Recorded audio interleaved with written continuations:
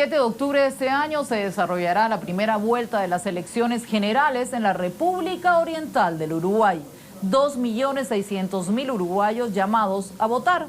Las encuestas más recientes indican que el Frente Amplio es el favorito, pero a diferencia de elecciones anteriores no está claro si el oficialismo ganará, menos aún si se llega a un escenario de balotaje, donde las oportunidades de la oposición se acrecientan. Durante las 3 presidencias del Frente Amplio, Uruguay ha estado en sintonía con los procesos de integración regional. Se ha caracterizado por cierta moderación, lejos de las reformas profundas de Venezuela, Ecuador y Bolivia, pero con una postura clara respecto al rechazo de las políticas neoliberales y en favor de la distribución de la riqueza. El Frente Amplio buscará su 4ª gestión y compite con 2 partidos tradicionales de la derecha uruguaya, el Partido Blanco y el Partido Colorado. Ambos fueron la variante bipartidista clásica que gobernó el país rioplatense hasta principios de siglo. Pongamos entonces el punto en la I.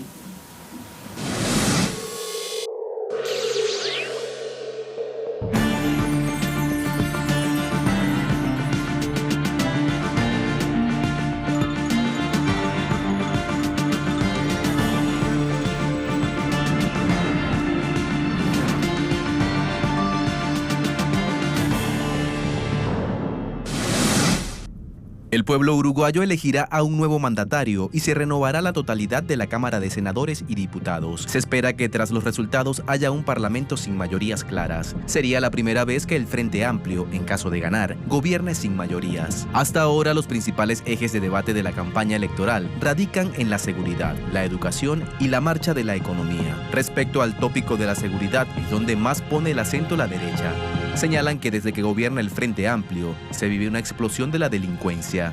Una aparición sorpresiva entre las candidaturas fue la del general Guido Manini Ríos, excomandante en jefe del ejército, que fue relevado de la fuerza tras avalar públicamente las violaciones a los derechos humanos cometidos por las Fuerzas Armadas durante la última dictadura de ese país. Manini Ríos se presenta por la agrupación Cabildo Abierto. Primero, de lo que está ocurriendo en el mundo con las encuestas. Segundo, de lo que está ocurriendo en el mundo con la conducta electoral, que se vuelve cada vez más volátil e impredecible. Es muy difícil hacer una proyección que a partir de una elección interna dé un resultado electoral. Me remito a nuestro propio ejemplo. Las últimas elecciones internas, el Frente mantuvo la misma distancia electoral que tuvo en estas elecciones internas con la oposición y sin embargo ganó su 3er gobierno con mayoría parlamentaria propia. Por lo tanto, yo creo que habría que rascar un poquito más antes de ver qué lectura podemos hacer de las elecciones internas para tener una proyección. En las encuestas hay una diferencia a favor de la oposición, básicamente parecida a la que había 5 años atrás, donde volvió a ganar el Frente. ¿Pero de qué país estamos hablando? Vamos a las cifras. Solo para comenzar, en líneas generales, en los últimos años Uruguay alcanzó cierta autonomía comercial con respecto a Brasil y Argentina y ha podido diversificar su economía. El 80% de las exportaciones uruguayas se dirigen hacia 15 destinos diferentes. Sin embargo, su solidez económica no llega al punto de estar totalmente a salvo en caso de que alguno de sus vecinos viva situaciones de crisis financieras o de devaluaciones. Tasa de desempleo, 8%, según las cifras oficiales detalladas por el último informe del Instituto Nacional de Estadísticas. En enero de 2019, Montevideo, la capital, registra un desempleo un poco más alto que el resto del país, 9%. Tasa de actividad económica, 62%. Hogares bajo la línea de pobreza, 5%. Personas bajo la línea de pobreza, 8%. Uruguay es el país que registra el menor porcentaje de pobreza extrema, 2,7%. Ese descenso se debe principalmente a 2 razones. El crecimiento del salario real a un ritmo del 3% anual, de acuerdo a un estudio del Programa de Naciones Unidas para el Desarrollo Económico, PNUD. Más de la mitad de las familias uruguayas tuvo movilidad ascendente entre 2004 y 2017. En estos años se desarrollaron políticas públicas inclusivas con el objetivo de ampliar la cobertura de programas de contención social.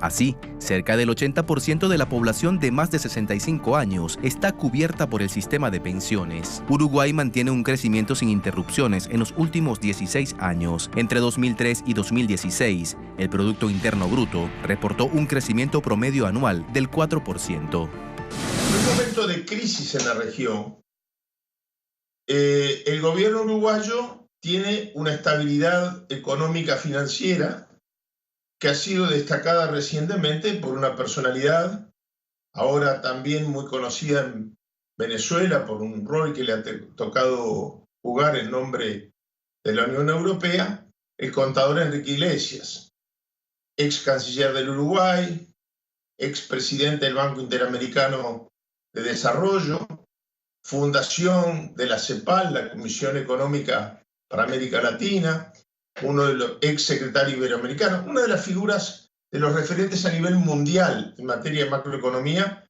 que ve al Uruguay como uno de los países más saneados.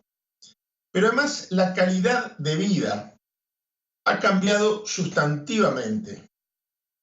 La reducción, por poner algunas variables, a 1/3 en la mortalidad infantil en el periodo de gobierno que está en ejercicio del Frente Amplio.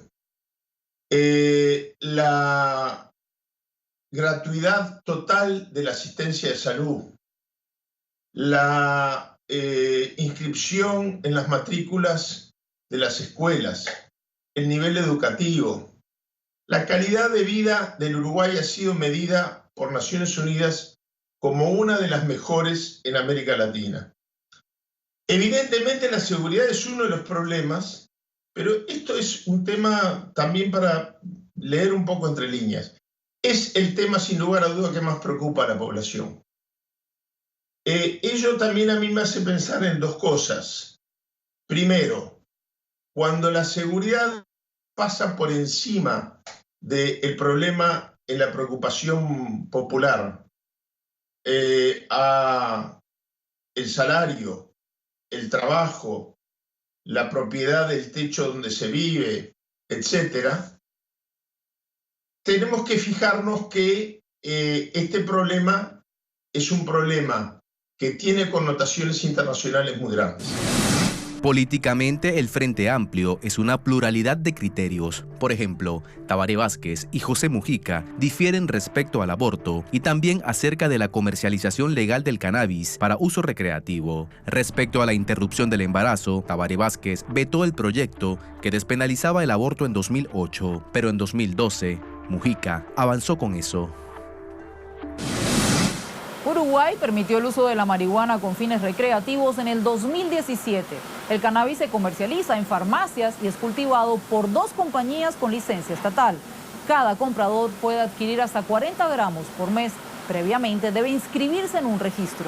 Hasta ahora alcanza a las casi 30.000 personas. Pero ¿cuáles han sido los resultados de esta política?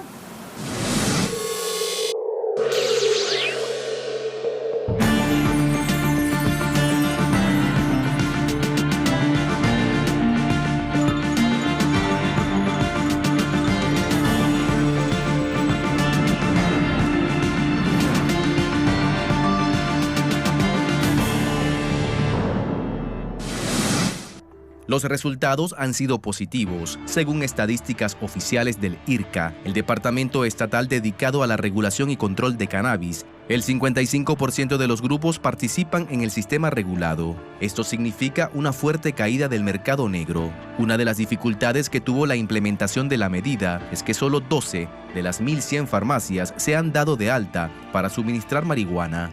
Esto se debe a la poca rentabilidad del producto y que su precio es muy barato. Además, no pueden aceptar tarjetas de crédito ni abrir cuentas cuyas sedes estén en Estados Unidos, ya que este país prohíbe actividades vinculadas a la venta de droga y estaría dentro de este alcance. Por ende, solo puede comercializarse con dinero en efectivo. El gobierno controla el precio del producto y lo ha puesto a la par del mercado negro. esto es, alrededor de $1.4 por gramo. Uno de los mitos que cayó con la legalización es el de que iba a explotar el consumo. Esto no ocurrió en lo más mínimo. Para aquellos que prefieren no comprar su marihuana legal en farmacias, la legislación permite a los consumidores cultivar en sus propias casas hasta 6 plantas o sumarse a asociaciones canábicas con un máximo de 45 miembros que tienen permitido hasta sacar un máximo de 40 gramos al mes de la cosecha de la asociación.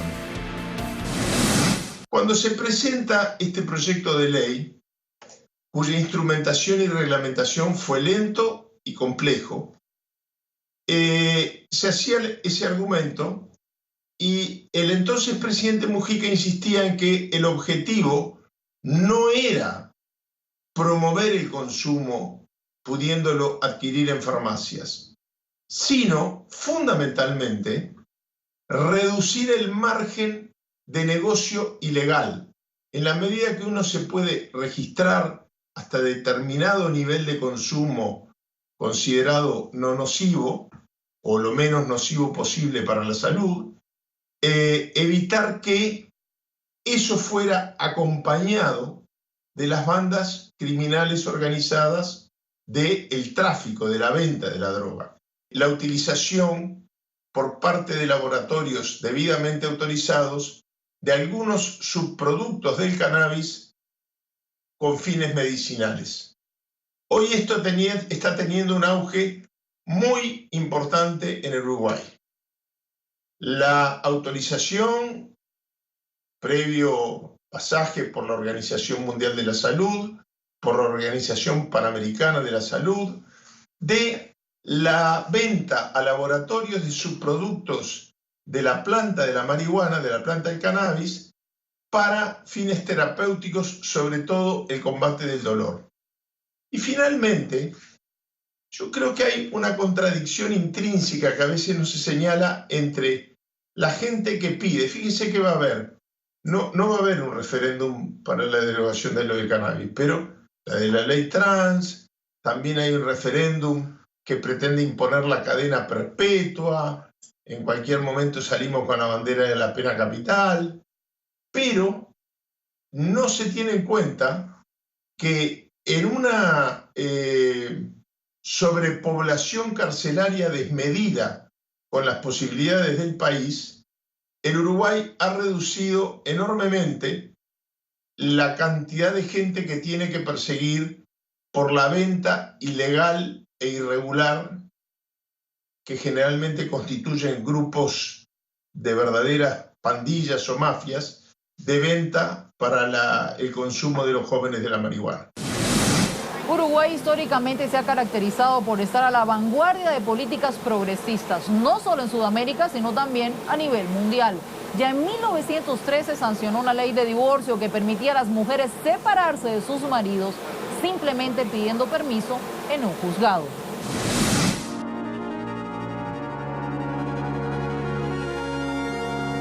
A través de su cuenta oficial de Twitter, el diputado y precandidato presidencial del Partido Nacional, Carlos Iafigliola, integrante de la Corriente Social Cristiana, informó que se recolectaron firmas suficientes para llevar a cabo un referéndum para derogar la Ley Integral para Personas Trans, aprobada el pasado 18 de octubre del 2018. Lo dijimos desde el primer momento que esta era una ley peligrosa, injusta, inconstitucional.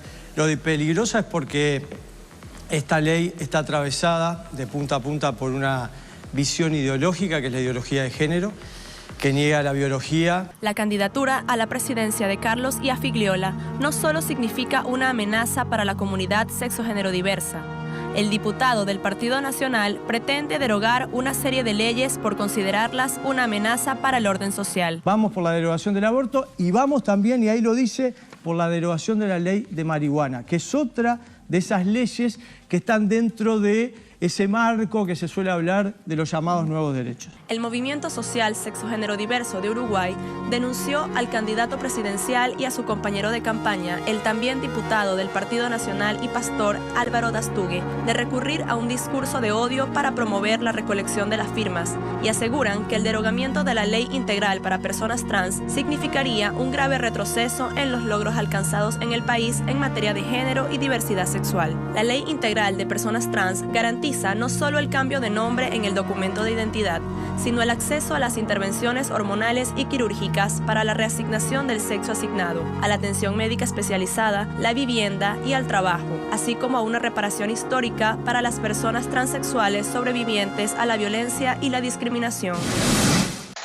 Bueno, en el tema de la despenalización del aborto, por ejemplo, sin perjuicio de que la ley contempla la libertad de conciencia de los médicos, los sujetores de conciencia que puedan no querer realizarlos, pero se ha reducido de una manera sustancial las muertes. No, es un error llamarle una ley a favor del aborto. Es una ley que despenaliza el aborto como crimen.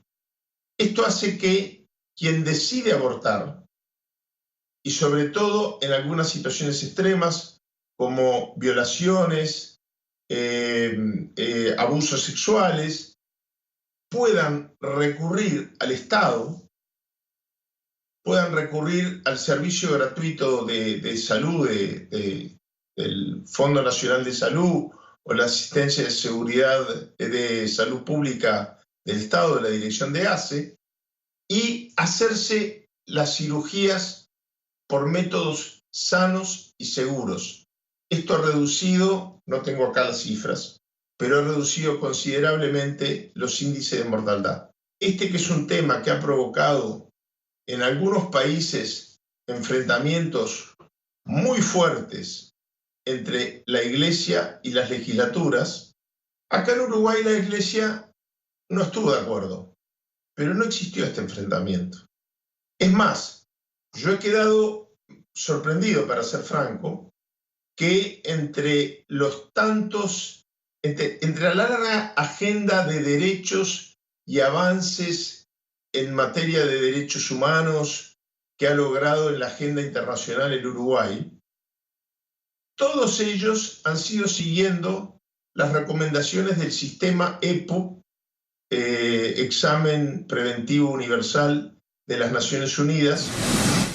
En 2013 se comenzó a implementar el aborto legal, siendo Uruguay junto con Cuba el único país latinoamericano en hacerlo. Gracias a ello, Uruguay es el segundo país con menor mortalidad materna en toda América, solo superado por Canadá. Según datos de la Organización Panamericana de la Salud, la tasa uruguaya de fallecimientos vinculados a embarazo, parto, puerperio y aborto es la más baja de América Latina y el Caribe, con 14 muertes cada 100.000 nacidos vivos. Uruguay ha sido un actor importante del proceso de integración y cooperación regional que dominó buena parte de América Latina durante la primera década del siglo XXI. La vocación del Frente Amplio quedó en evidencia desde el primer gobierno de Tabaré Vázquez, cuando en el año 2005 en Mar del Plata apoyó activamente el rechazo al ALCA. Uruguay ha sido un firme defensor de la cooperación dentro del Mercosur, en la UNASUR y en la CELAC, organismos donde tiene máxima influencia la postura de soberanía e independencia. Una posición distinta toman las naciones de la región alineadas a las políticas de Estados Unidos. Uruguay ha rechazado su incorporación a Prosur, el organismo diseñado por Sebastián Piñera e Iván Duque, presidentes de Chile y Colombia respectivamente. Ese organismo tiene como único propósito de derribar al legítimo gobierno de Nicolás Maduro en Venezuela. Tabaré Vázquez fue tajante al señalar que no concebía ningún ámbito de integración con exclusiones de algún tipo. El país que conduce Tabaré Vázquez fue uno de los estados firmantes de la creación de la UNASUR en 2008, conformada por 12 países suramericanos. Por otro lado, Uruguay es uno de los países que más impulsa la posibilidad de un tratado de libre comercio entre el Mercosur y la Unión Europea. Se trata de una iniciativa que no logra avanzar, sobre todo por la poca voluntad de varias naciones del viejo continente, particularmente Francia. Respecto a los vínculos comerciales, por supuesto, Argentina y Brasil figuran como principales destinos de sus exportaciones. Respecto a este último país, Uruguay exporta principalmente trigo y productos lácteos. Se estima que cerca de 500 empresas uruguayas vinculadas al rubro de la leche venden productos en Brasil. Además, ambas naciones tienen interconexión eléctrica plena. Estos logros fueron alcanzados durante la presidencia de Dilma Rousseff y José Mujica. A diferencia de otros países, en Uruguay la Asociación de Prensa Nacional promovió un pacto contra la desinformación. Esto para hacer frente a campañas sucias y a las falsas noticias que inundan las redes. ¿Funcionarán estas elecciones generales? Una pregunta que queda abierta en un país que le toca decidir entre opciones con diferencias en sus propuestas de gobierno. Y así pusimos el punto en la I.